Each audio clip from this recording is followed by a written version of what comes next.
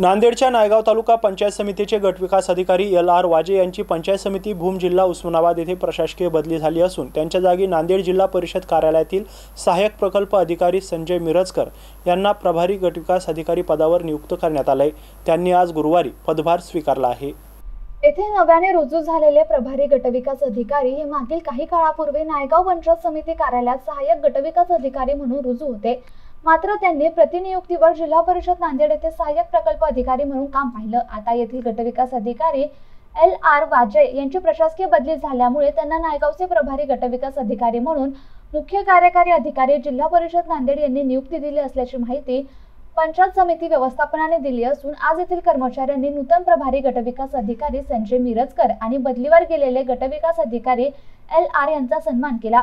दरम्यान येथील पंचायत विभागाचे विस्तार अधिकारी संजीव निलमवार यांची धर्मवाद येथे बदली झाली असल्यामुळे त्यांच्या जागी बिलोली पंचायत समिती येथून प्रकाश जाधव हे रुजू झालेत। Gangadhar Gangasagare, MCN news, Naigaon, Nanded.